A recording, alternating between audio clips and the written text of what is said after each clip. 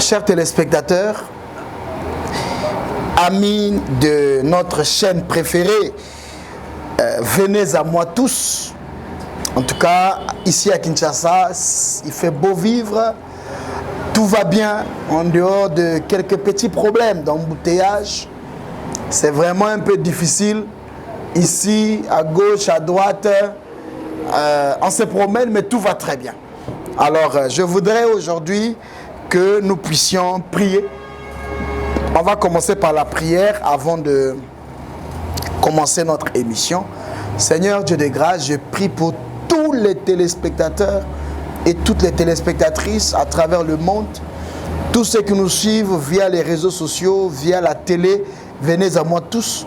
Père éternel, je prie que de ta main droite tu relâches la longévité et de ta main gauche que tu relâches la bénédiction.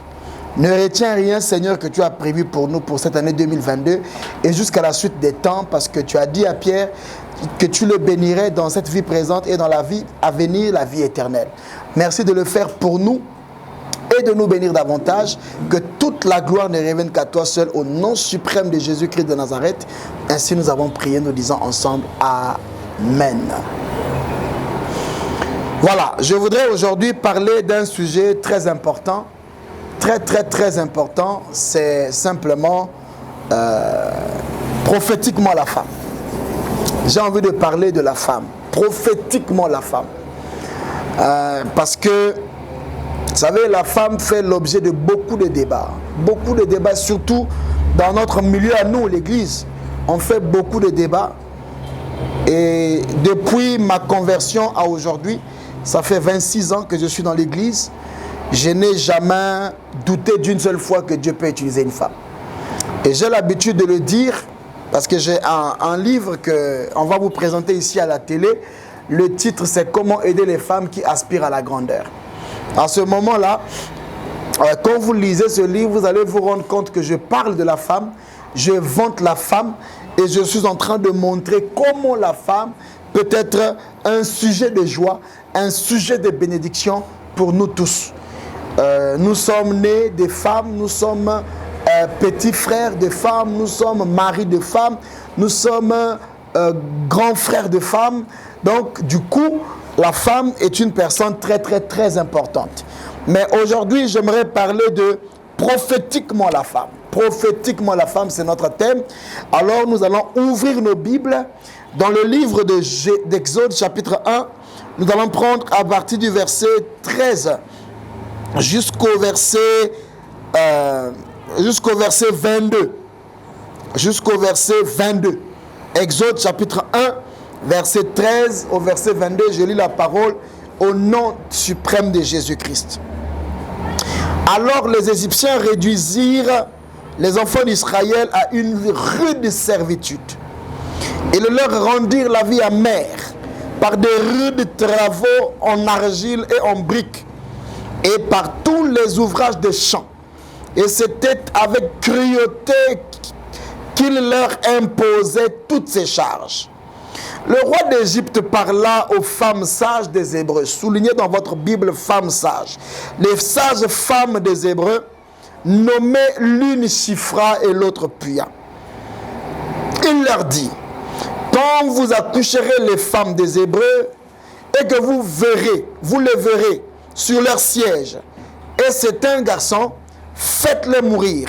Si c'est une fille, laissez-la vivre. Mais les sages femmes craignirent Dieu, soulignez craignir Dieu, et ne firent point ce que leur avait dit le roi d'Égypte. Elles laissèrent vivre les enfants. Le roi d'Égypte appela les sages femmes et leur dit: pourquoi avez-vous agi ainsi et avez-vous laissé vivre les garçons? Les sages femmes répondirent à Pharaon: c'est que les femmes des Hébreux, soulignez les femmes des Hébreux, ne sont pas comme les Égyptiennes. Elles sont rigoureuses et elles accouchent avant l'arrivée de la sage-femme. Dieu fit du bien aux sages-femmes et le peuple multiplia et devint nombreux. Parce que les sages-femmes avaient eu la crainte de Dieu, Dieu fit prospérer leur maison. Verset 22. Alors Pharaon donna cet ordre à tout son peuple. Vous jetterez dans le fleuve tout garçon qui naîtra et vous laisserez vivre les filles. Si c'était à l'église, on applaudirait, mais pour l'instant, même dans vos salons, dans vos maisons, vous pouvez applaudir. Je suis venu pour parler pas de quelque chose, mais je suis venu parler d'un sujet assez important. Un sujet qui dérangerait beaucoup. Déjà, de par la définition, nous ne savons pas pourquoi est-ce qu'on prononce femme à la place de femme. Mais souvent, il nous a été dit que lorsque deux M précèdent le E, ça devient O. Ça devient A. Je voulais dire ça devient A. C'est comme on dit amener, emmener, parce qu'il y a deux M. Et ici, nous avons Adam qui un jour est dans le jardin. Adam, il vit dans le jardin. Vous savez, le jardin a précédé le couple. Il y avait d'abord le jardin, ensuite Adam, et après la femme est venue. Et un jour, Adam était dans son paradis, le jardin des délices, il vivait là. Quelque temps après, on va remarquer que Adam va dormir. Et donc, l'arrivée de la femme commence par le sommeil. C'est grave, ça commence par le sommeil. Et Adam dort. Et quand il dort, Dieu fait des choses pendant qu'Adam ne sait pas. Voilà pourquoi la femme, c'est le plus grand mystère du royaume des cieux. On va parler de la femme aujourd'hui parce que il y a des mystères et des mystères, mais la femme est l'un des mystères jamais expliqués parce que quand Dieu crée la femme, il devrait avoir un témoin. Mais Dieu a endormi le témoin pour que la femme reste un mystère. Et quand Adam se réveille, il est perdu. Il constate seulement que dans le jardin, il y a un être nouveau que lui n'avait pas laissé avant le sommeil. Et quand il regarde, il ne sait pas exactement de qui il s'agit. Il va lui-même imaginer un nom. Il va dire cette fois-ci, on l'appellera femme. J'aimerais corriger Adam. Et s'il m'était possible de faire une réédition de la Bible pour ce sujet, je le ferais. Ça veut dire s'il faut réécrire la Bible pour ici, je me pointerai garant pour le faire parce que Papa Adam était jaloux. Papa Adam n'avait pas la révélation. Il était dans le sommeil. Dieu n'a jamais dit que je te créerai quelque chose avec un nom que tu donneras. Adam lui-même a fabriqué le nom de femme. Dieu n'a jamais appelé femme, femme. Quand Dieu pense à créer la femme ou à créer Ève, écoutez le projet de Dieu. Il n'est pas bon que l'homme soit seul. Je lui ferai une aide. Le nom de la femme chez Dieu, c'est aide, c'est pas femme. Le nom femme chez c'est l'homme. Le nom aide, c'est auprès de Dieu. Mais pourquoi est-ce que le nom aide a été mis de côté? Parce que celui qui aide doit être fort. Celui qui aide, celui vers qui on va chercher de l'aide, est plus fort que nous. Et nous, quand nous cherchons de l'aide, ça veut dire que nous avons remarqué que la personne est plus forte financièrement, est plus forte relationnellement, est plus forte spirituellement, est plus forte émotionnellement. Voilà pourquoi on va chercher de l'aide auprès d'un tierce. Et ainsi donc, Maman Ève va rentrer dans le jardin et nous allons avoir beaucoup de choses qui vont rentrer sur scène parce que la femme est le premier et l'unique être qui a amené Dieu pour la première fois à réfléchir. Parce que lorsque Dieu a tout créé, il parlait, ça venait, mais au sujet de la femme, Dieu s'est arrêté, il a regardé la misère de l'homme, le malheur de l'homme malgré les conditions, et Dieu lui-même s'arrête, il dit non, il n'est pas bon. Donc la femme est le premier être qui a engagé Dieu dans une réflexion. Sa création a été un temps de réflexion engagé. Et vous savez, Dieu fait des choses sans l'homme. Mais quand Dieu s'arrête pour réfléchir, ça veut dire que le sujet est assez délicat. Prophétiquement, la femme est notre sujet d'aujourd'hui. Mais quand je suis en train de regarder dans la faisabilité, vous allez voir quand Ève rentre sur la scène, nous voyons aussi le diable se lever parce que le diable ne s'était jamais levé quand Adam était dans les arbres. Dieu s'arrête pour créer l'homme. pour créer la femme. Et quand la femme est créée, le diable aussi trouve l'intérêt de rentrer dans le jardin d'Éden. Donc, du coup, la femme devient un sujet que Dieu apprécie, que le diable apprécie. Et elle est au milieu. À ce moment-là, la pression commence. La pression commence dans le jardin. Il y a un intrus parce qu'il y a la femme. Pourquoi il y a la femme? Parce que Dieu veut que l'homme soit heureux, mais l'ennemi ne veut pas que l'homme soit heureux. Pour enlever le bonheur à l'homme que Dieu lui a donné, il faut attaquer la femme. Parce que la femme, en venant, apporte la vie, apporte le bonheur dans le jardin d'Éden. Et donc l'ennemi s'élève. Et quand l'ennemi s'élève, il vient attaquer la femme. Et quand il attaque la femme devient le sujet de scandale jamais pardonné depuis la nuit des temps. Et même quand frère Paul arrive dans toutes ses lettres, il dit même que la femme se taise parce qu'au commencement, c'était elle qui avait péché. Frère Paul, j'ai pas de problème avec toi, frère Paul. Tu es notre patriarche, je te respecte. Mais ici, dans ce sujet-là, il y a un problème, papa Paul.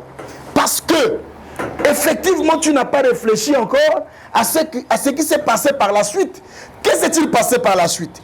La femme qui a péché, elle a été condamnée, victimisée, vilipendée par les prophètes, dans les coutumes, us et traditions, dans toute la société d'Israël.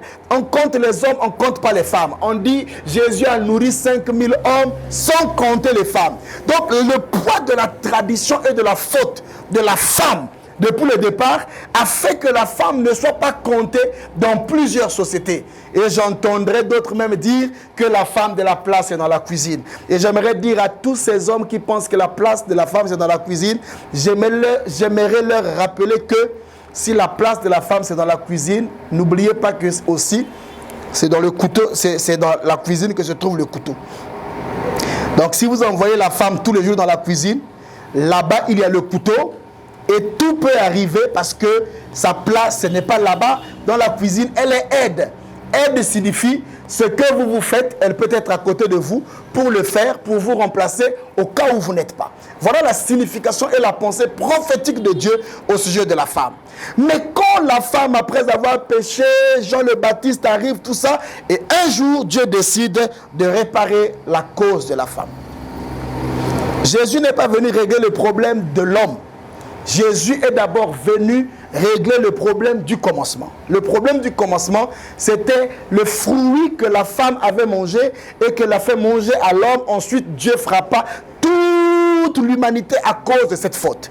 Et puisque Dieu doit racheter la femme pour la pardonner et lui donner un autre sens prophétiquement parlant, même dans l'église, qu'est-ce que le Seigneur fait? Il arrive, Marie est fiancée, et pourtant c'est Marie qui allait enceinter, plutôt Joseph qui allait enceinter Marie pour que Marie enfante Jésus.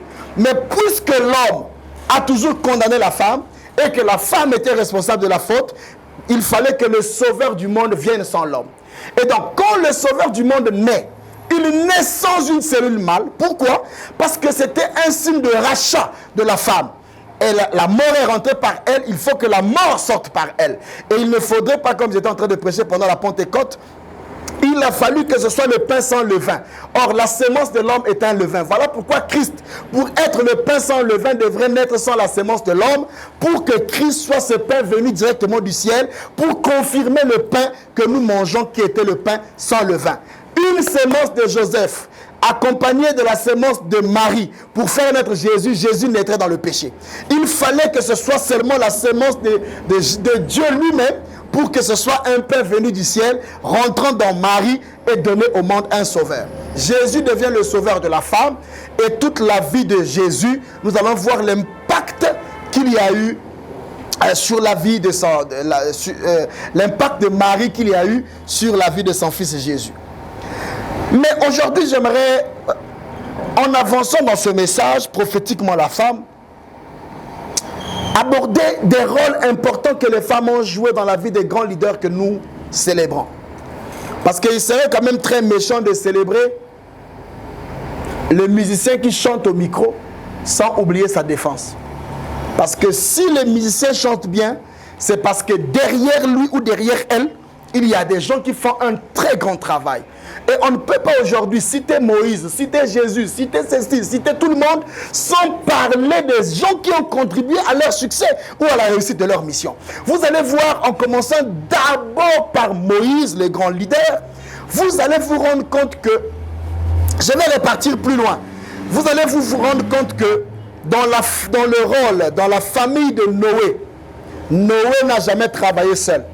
Noé a travaillé avec sa femme dans la construction de l'arche. C'était déjà un type de ministère dans lequel nous avons vu l'homme et la femme en train d'exercer pour faire avancer un travail.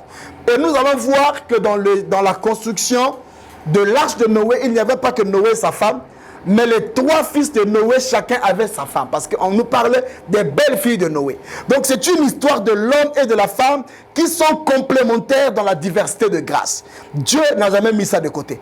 Et nous allons voir le succès d'Abraham être d'une part causé par Sarah et d'une part causé par Agar. Agar est une faute, mais une faute nécessaire pour Adam, pour Abraham, parce que c'est prophétique tout ça. Et quand nous arrivons dans la vie de Moïse, nous commençons d'abord dans le texte que nous venons de lire de Exode chapitre 1, de 13 à 22. C'est le roi Pharaon qui constate que le peuple est en train de grandir. Il devient puissant. Et quand ce peuple devient puissant, la Bible dit quoi? Que Pharaon a eu de l'aversion envers ce peuple. Et qu'est-ce qu'il dit? Il faudrait maintenant qu'on fasse souffrir ce peuple. Et pendant que le peuple est en train de souffrir, la Bible dit que le roi a eu une intention. Il est allé coopérer avec les sages-femmes. Pourquoi les sages-femmes? Parce que la vie des bébés se trouve entre leurs mains. Ils peuvent tuer avant que les bébés naissent. Ils peuvent provoquer les avortements. Elles peuvent provoquer beaucoup de choses. Donc les sages-femmes avaient joué un rôle très important. On nous parle de Shifra et de Puya. Pour que Moïse échappe à la main de Pharaon, il y a eu la complicité de ces 2 femmes. Pour que Moïse, ça veut dire le succès de la survie de Moïse, ne vient pas de son père. Ça vient de ces 2 sages-femmes, Shifra et Puya. Et la Bible vante même ce qu'elles ont été capables de faire au point que Dieu les a bénis et a béni leur maison pour n'avoir pas fait ce que Pharaon demandait. Frères et sœurs, messieurs, madame, mesdemoiselles, quand Shifra et Puya vont accomplir ces choses, nous allons nous rendre compte que Moïse n'est pas mort sous le couteau de Pharaon. Et la suite, c'est quoi? C'est que le bébé arrive à la maison. Et quand le bébé arrive à la maison, Pharaon décide de pouvoir faire quoi? Tuer tous les enfants mâles d'Israël. À l'hôpital, elle n'a pas pu. Et il faut suivre le bébé à la maison. Tous les bébés de 0 à 3 mois. Parce que c'était la période pendant laquelle les femmes sages ont empêché au bébé de mourir. Donc le pharaon s'est dit, ces enfants peuvent avoir 3 mois, en tout cas le libérateur doit avoir 3 mois parce que même les présages, les étoiles et les annales de l'histoire montrent que cet enfant devrait naître à partir de tels signes. Et le petit Moïse, sans force, sans capacité de pouvoir faire un seul miracle, il est seul dans la maison avec sa mère et son père. Mais pendant qu'on est en train de vouloir tuer le bébé, la maman de Moïse se rappelle de la parole d'Ésaïe certainement qui disait « Tu ne mettras pas au monde un enfant pour le voir mourir ». Et quand la maman pense aux douleurs d'enfantement, quand elle pense à tout ce qu'elle a vécu, elle se dit « Non, je n'accepterai pas qu'on vienne tuer mon bébé entre mes mains, mieux vaut me débarrasser de ce bébé-là ». La maman a fabriqué une caisse de jonc. Ce n'est pas le père. Donc, première femme qui ont sauvé Moïse, ce sont les sages-femmes, Shifra et Puya. La deuxième femme qui pense au salut de Moïse, c'est sa mère, Yokebel. Et pendant que Yokebel est en train de fabriquer la caisse de jonc, elle va jeter le panier sur le Nil. Et la troisième personne qui intervient dans la vie de Moïse, c'est sa grande sœur Myriam. Et Myriam va accompagner le panier jusqu'à ce que la fille de Pharaon, jusque-là, il n'y a pas un seul homme qui intervient pour sauver Moïse. Et c'est la femme, la sœur de Pharaon, qui sort du palais dans une maison où il y a piscine, dans une maison où il y a pompe à foire, il y a lavabo, il y a tout ça dans leur maison. Mais elle a eu chaud Dieu l'a fait sortir parce que prophétiquement, elle avait un rôle. Il fallait sauver un sauveur. Et vous savez, tous les sauveurs du monde, la plupart, vous regarderez à leur côté, il y a eu des mères, il y a eu des sœurs, il y a eu des femmes à leur côté qui les ont sauvés. Alors ce n'est pas donné donc à n'importe qui de rentrer dans ce couloir prophétique parce que véritablement Dieu a un travail à faire avec ces femmes-là. Frères et sœurs, pendant que la sœur de Pharaon va prendre l'enfant, l'enfant va rentrer dans le palais et quand l'enfant rentre dans le palais, vous savez ce qui se passe? L'enfant va grandir en tant que futur Pharaon. Et un jour, une des femmes, quand Moïse a 40 ans, une des femmes servantes dans la maison de Pharaon, nous disent les Écritures, était au service de Pharaon. Et pendant qu'on avait amené le petit Moïse bébé pour lui faire penser comme s'il était le fils de la fille de Pharaon, la maman avait coupé un morceau de tissu hébreu qu'elle gardait avec elle. Devenue grand, la femme servante dans le palais de Pharaon va se rapprocher de Moïse, élégant, beau, fort, avec un profil de leader. Cette femme va lui dire: mon cher ami, tu n'es pas égyptien, tu es hébreu, fils de ces gens qui pataugent dans la boue. À ce moment-là, cette femme lui permet de repenser à ses racines, de retrouver ses origines, parce que s'il n'y avait pas cette femme, Moïse deviendrait le futur pharaon et il passerait à côté des buts de Dieu pour sa vie, parce que Dieu n'avait pas envoyé Moïse pour devenir un roi. Dieu avait envoyé Moïse pour devenir un libérateur, et le libérateur d'Israël. À ce moment-là, frères et sœurs, quand on lui remet le tissu, il se rend compte qu'il est hébreu. Moïse va être désormais préoccupé pour les esclaves. Il leur donne un jour de repos. Il va réduire un jour il va donner un jour de repos. Il réduit la charge de production des briques pour la construction des obélisques et des pyramides.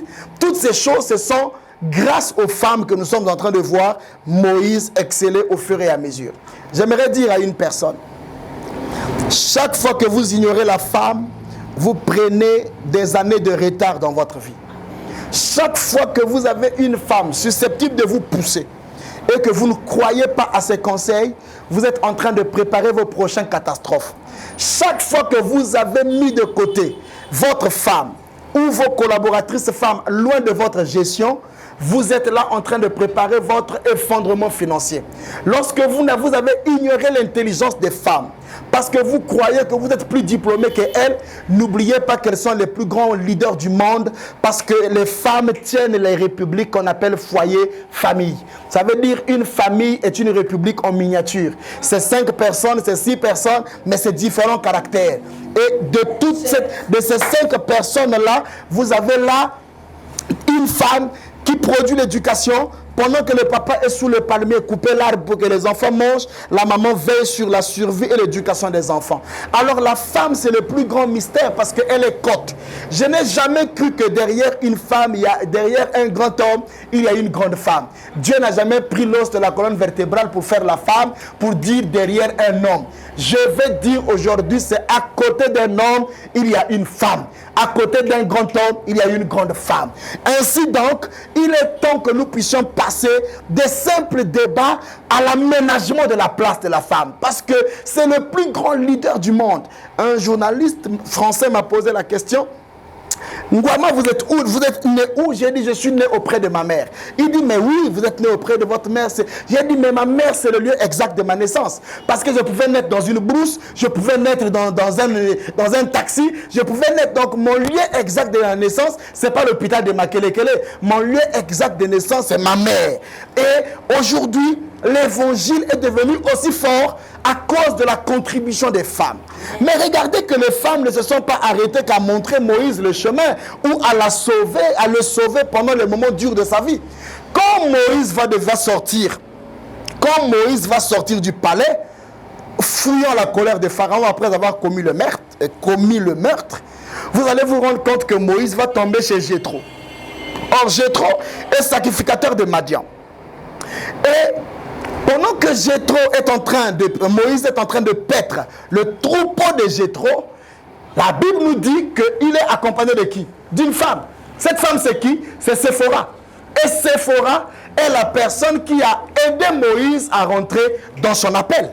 S'il n'y avait pas Séphora, Moïse ne rencontrerait pas Dieu. Donc la personne qui facilite Moïse à rencontrer Dieu, c'est sa femme. C'est Séphora qui lui dit non, cette montagne est interdite aux hommes. Cette montagne est interdite aux hommes. C'est Séphora qui révèle à Moïse que la montagne là est interdite aux hommes. Et grâce à l'approche de Séphora et l'intelligence de Séphora, nous voyons comment Moïse va aller sur la montagne rencontrer Dieu. Quand Moïse redescend, il est devenu prophète, il va libérer le peuple d'Israël. L'instruction donnée à Dieu, par Dieu à Moïse, disait que tout enfant d'Israël mâle devrait être circoncis le 8e jour. Et Moïse va oublier de circoncire son fils. Qui va sauver encore Moïse, le grand prophète? C'est Séphora, sa femme. Et vous voyez, c'était une femme de révélation. Quand elle circoncie l'enfant, elle prend le prépuce et elle jette au pied de l'enfant en faisant une déclaration qui a toujours montré que la femme est prophétique. Elle dit, tu es pour moi un époux de sang. Qui lui avait dit?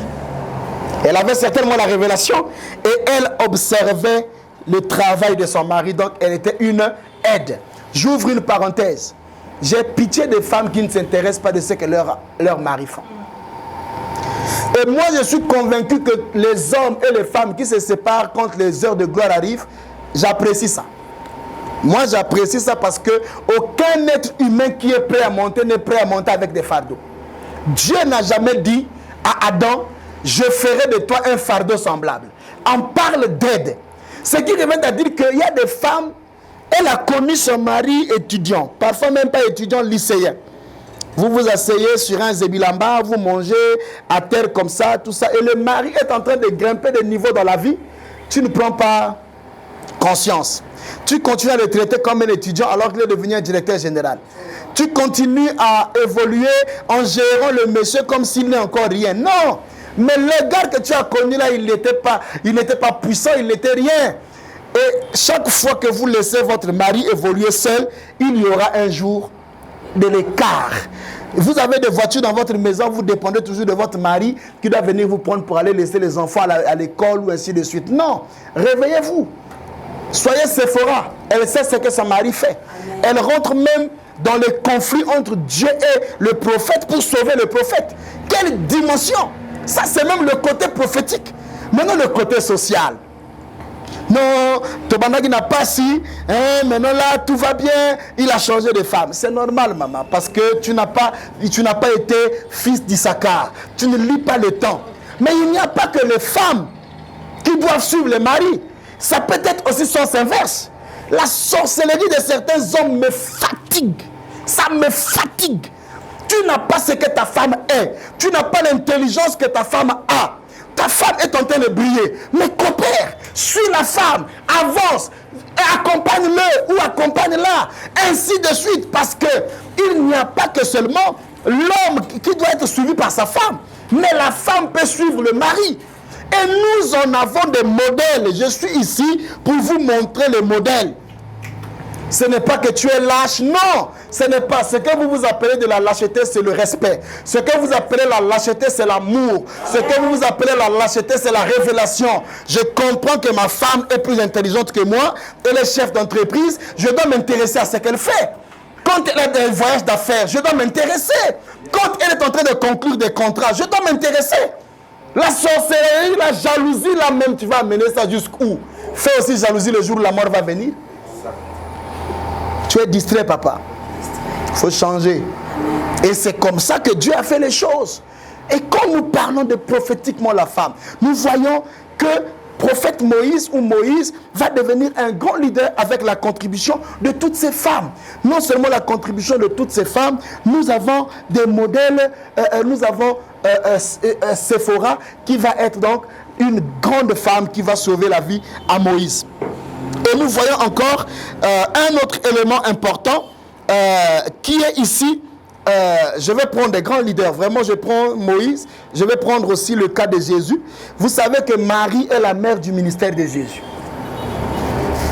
Comme on dit, père dans le ministère. Parce que Jean-Baptiste est le père dans la foi de Jésus.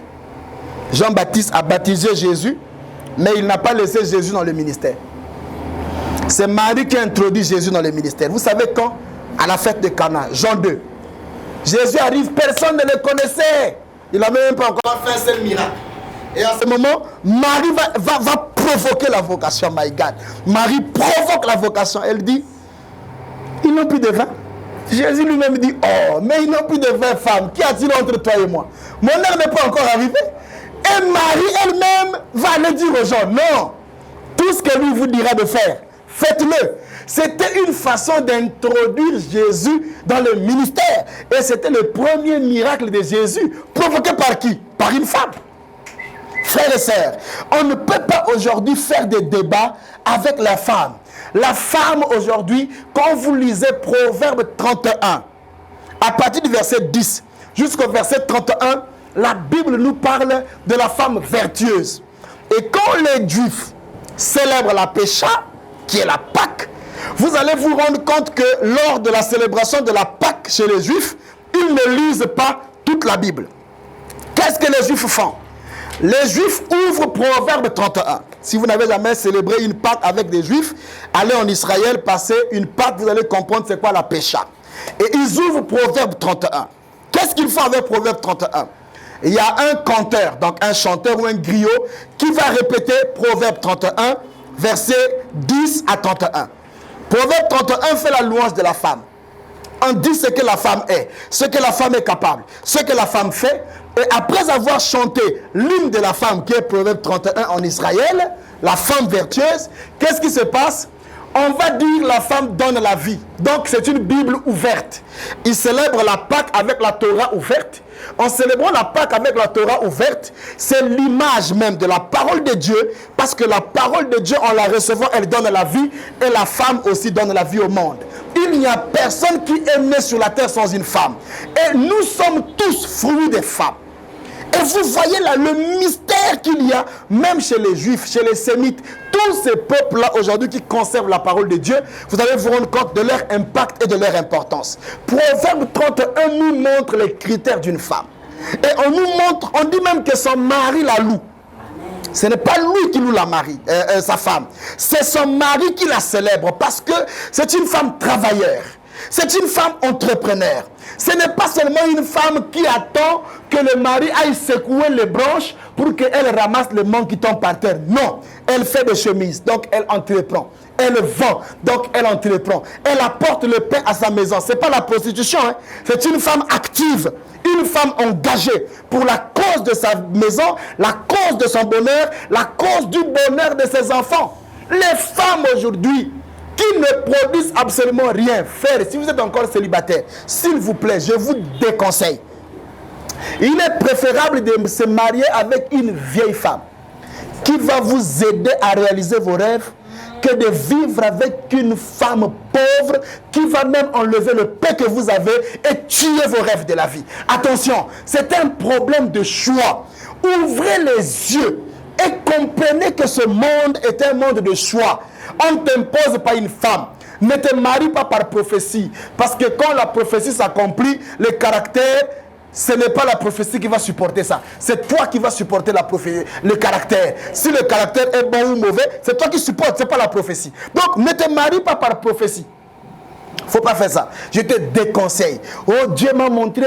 Oh, sœur, je t'ai rêvé. Je t'ai vraiment vu. Tu es venu dans mes rêves. Oh, tu es la femme de ma vie. La femme de la vie n'existe pas. Attendez que la mort vous sépare pour dire que c'était la femme de sa vie. Sinon, il y a tellement de hauts et de bas. Et aujourd'hui, frères et sœurs, j'aimerais vous dire qu'il y a trop de réalités. Prophétiquement, la femme. Quand Jésus meurt, les apôtres sont, je ne sais pas où, mais c'est la femme qui veut aller embaumer. La femme veut aller embaumer le dimanche matin. Le dimanche matin, les femmes sont à la tombe. Où était Pierre, le père de l'église? Il avait les clés. Où était-il? Peureux. Mais la femme a eu les risques. La femme prend les risques que l'homme n'a pas. Il faut avoir peur de quelqu'un. Vous savez, quand vous avez seulement une chic dans votre pied, vous pouvez enlever la chaussure en cours de route. Mais la femme est l'unique être humain qui peut porter un corps étranger pendant 9 mois. Elle a été faite, non. On ne la connaît pas quoi. On ne la connaît pas. 9 mois, 2 personnes, 3 personnes. Il y a même des femmes qui mettent au monde 8 enfants dans un ventre. L'homme ne connaîtra jamais cette expérience. C'est quoi le mystère? Son corps est comment pour porter des corps étrangers? À peine tu as une pointe, tu es mal à l'aise, tu vas à l'hôpital pour qu'on t'opère. Mais il faut quand même beaucoup de révélations. Prophétiquement, la femme. J'aimerais dans ce message, avant de chuter, dire à une communauté. Je parle à certaines communautés qui aujourd'hui, quand vous arrivez en Arabie Saoudite, même conduire, c'est interdit pour les femmes. Si ce message peut arriver en Arabie Saoudite, si ce message peut arriver en Tunisie, si ce message peut arriver à la Trinidad, si ce message peut arriver jusqu'aux Hawaï, j'aimerais dire à toutes les femmes qui sont marginalisées, celui qui vous avait condamné, c'était Adam. Ève a mangé le fruit, mais Jésus vous a racheté. Vous avez une place dans la société. Parce que dans le groupe de Jésus, il n'y avait pas que les apôtres, il y avait aussi des femmes. Il n'a jamais mis à l'écart des femmes. Le débat des femmes qui doivent prêcher ou pas ressemblerait à quoi? Je marche, je tombe dans un trou, et un trou profond, un puits profond, je suis en train de me noyer. Automatiquement, quelqu'un vient, il me tend la main, c'est une femme. Je ne dirai jamais à quelqu'un qui veut me sauver, c'est une femme, j'attends le secours d'un homme. Non. Lorsque quelqu'un est dans le besoin, il n'attend plus le genre, mais il attend seulement la personne disposée à accomplir l'acte. Dieu ne deviendra pas une femme parce qu'une femme a prêché. Son esprit n'a pas de sexe.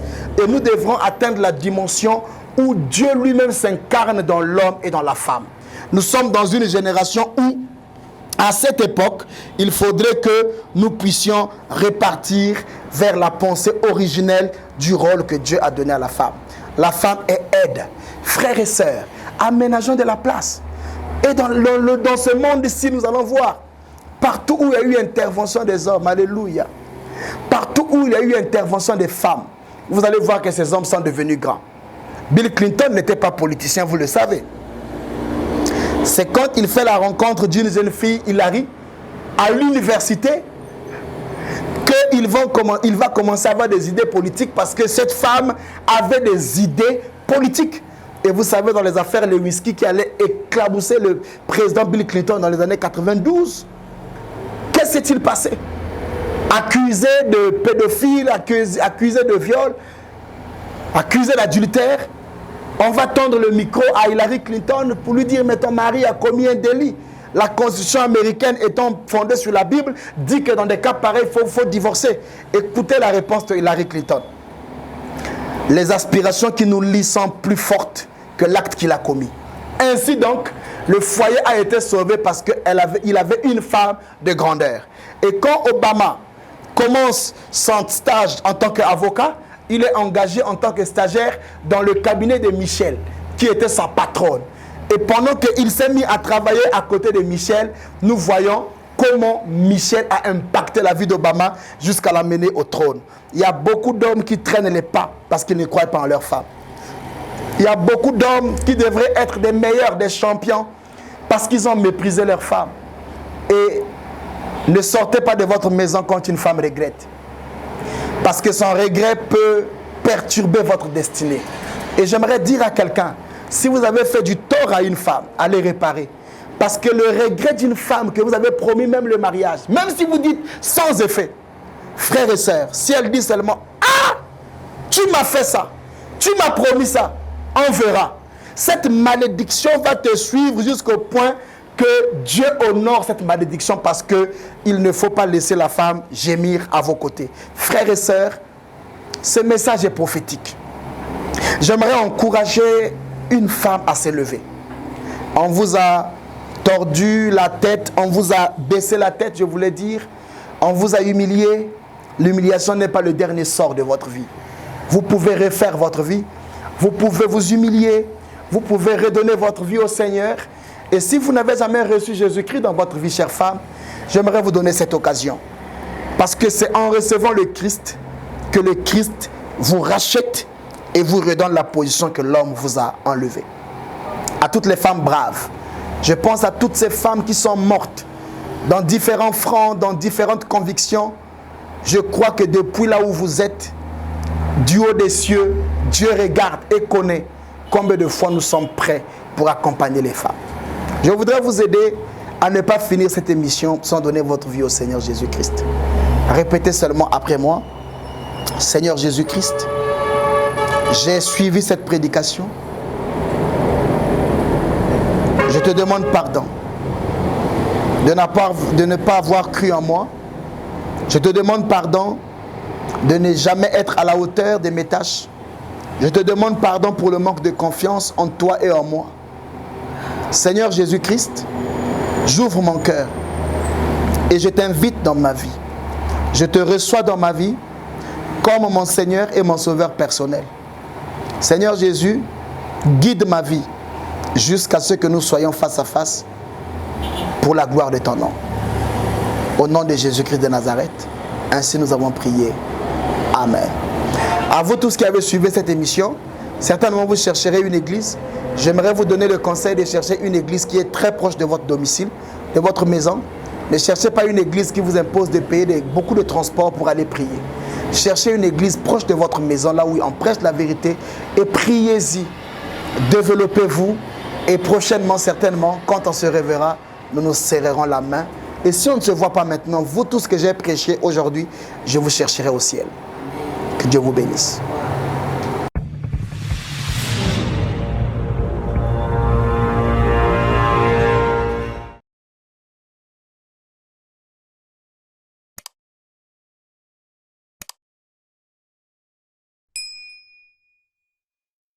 Venez à moi tous. C'est les cultes personnels, en famille, collectifs et plus. Ordre et mission, Matthieu 11, 28. Venez à moi, vous tous qui êtes fatigués et chargés. Live, musique, événements, prédication, enseignement, lecture et méditation de la parole des dieux, témoignages, le direct et beaucoup plus encore. Jésus, il appelle tout le monde, à l'exception des personnes. Venez mon frère, au travers de nous. Venez mon frère, au travers de cette œuvre. Nous œuvrons sur les médias. Pour toi et pour moi, et pour tout ce que le Seigneur permettra. Et c'est là pour sa gloire, dans le nom merveilleux et glorieux de notre Seigneur Jésus. Partagez et abonnez-vous massivement. Venez à moi tous. Jésus-Christ est Seigneur et Sauveur.